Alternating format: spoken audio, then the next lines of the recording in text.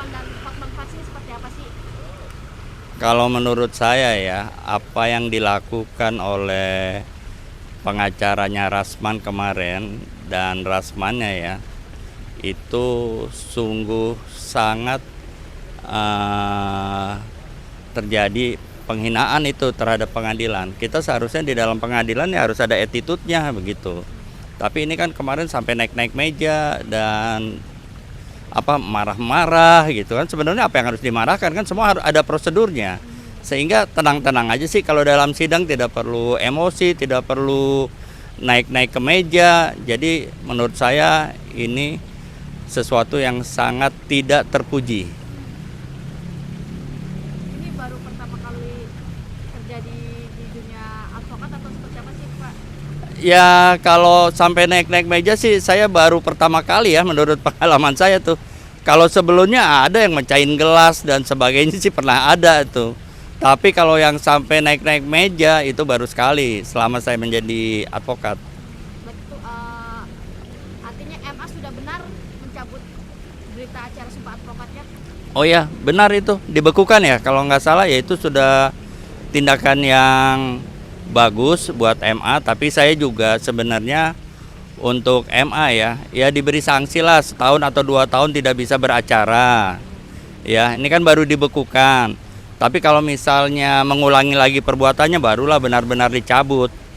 Begitu maksud saya, kan mereka ini baru sekali nih sampai naik-naik meja kan. Cuman kasihan lah, namanya orang cari makan ya, nggak kasih kebijaksanaan lah, kelonggaran 1 atau 2 tahun tidak dapat beracara. Tapi nanti kalau setahun 2 tahun sudah beracara kembali dan mengulangi perbuatannya ya benar-benar dicabut lah basnya. Berarti Pak Luhut ini cukup ini nih artinya beda dari pengacara lain. Artinya kan mungkin kalau pengacara lain kok setuju dibekukan entah sampai kapanpun. Artinya ini sebagai pembelajaran lah. Ya sebenarnya begini ya, kalau saya itu lebih condong ke jalan tengah ya, karena setiap manusia itu tidak ada yang suci lah, ya enggak. Dari semua aparat penegak hukum belum tentu ada yang suci, pengacara juga tidak suci kan. Jadi sehingga kalau ada kesalahan kasihlah kesempatan sekali gitu kan. Kalau ada kedua kali kesalahan baru betul-betul dicabut. Ada di satu negara tuh baru terjadi tindak pidana 1 kali ya, dia tidak dihukum.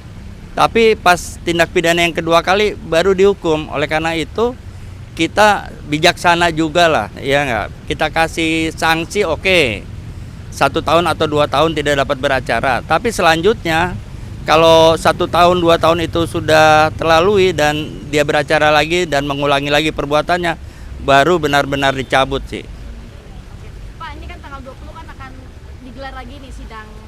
Karena kan kemarin sempat itu dan ditunda. Gimana sih Pak untuk melihat situasi, karena kan sempat kemarin ricuh, untuk sidang besok selanjutnya seperti apa sih Pak? Nah, ya harapannya tuh pihak keamanan pengadilan lebih ketat lagi. Terus yang kedua, kan ada yang basnya sudah dibekukan. Yang bersangkutan tidak boleh beracara. Kecuali kawan-kawannya itu kan yang lain yang tidak dibekukan, itu boleh beracara. Hanya keamanan lebih ketat aja lagi. Dan kalaupun tetap memaksa, Maksudnya? si bersangkutan tetap memaksa untuk hadir di persidangan. Oh ya diamankan kan sudah tidak punya bas, mana mungkin bisa sidang lagi kan? Begitu. Jadi gini ya, pengacara ini udah banyak ya. Oleh karena itu saya berpesan kepada teman-teman pengacara, jangan nakal-nakal lah tanda kutip ya nggak. Dipecat satu masih ada 1000-an ya. Jadi banyak banget pengacara. Jadi saya yakin kita tidak akan kekurangan pengacara tuh, walaupun Mahkamah Agung memecat 2 bahkan 10 atau 100 pun tidak akan kekurangan pengacara karena jumlah advokat sudah sangat banyak.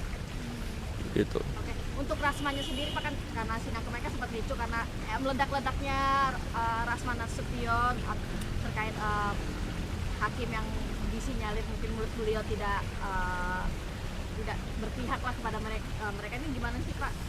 Banyak pengacara yang mengalami ya hal yang serupa misalnya, tapi kita jaga emosi lah, harus tetap stabil lah emosi kita, tidak membuat gaduh di pengadilan begitu ya. Kalau misalnya disinyalir hakim itu melakukan kecurangan, ada prosedurnya. Kenapa harus di pengadilan? Kan nggak selesai juga di pengadilan. Jadi berpikir panjang lah agar tidak jadi bumerang buat diri sendiri. Ini kan akhirnya jadi bumerang buat diri sendiri.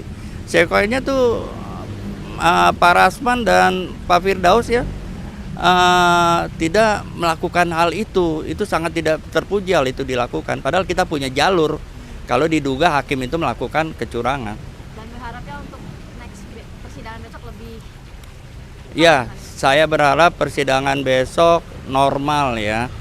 Tidak ada insiden-insiden yang memalukan seperti itu. Karena apa? Advokat ujung-ujungnya ya gara-gara nilai setitik rusak susu sebelanga tuh.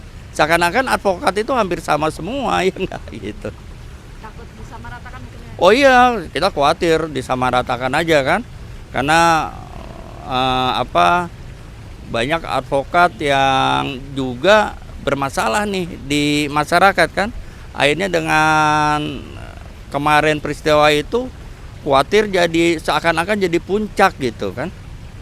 Oke, Pak, kan Rasman sudah dilaporkan ke Bareskrim Mabes Polri seperti itu. Ada bisa nggak sih ketika sidang ini selesai Rasman itu bisa langsung dieksekusi atau seperti apa sih? Kalau prosesnya sih tidak begitu ya. Tapi kalau misalnya dijemput dibuat berita acara itu pernah terjadi dan pernah. Kemungkinan hal itu bisa terjadi ya Pak? Oh iya, kemungkinan bisa terjadi. Bahkan mungkin kemungkinan besar ya kalau melihat insiden kemarin ya. Jadi saya berharap ya tidak terjadi lagi dengan advokat-advokat lain nih. Terus oknum-oknum advokat yang merugikan masyarakat ya segera sadarlah itu maksud saya kan. Agar profesi advokat benar-benar menjadi profesi terhormat di negeri ini seperti itu.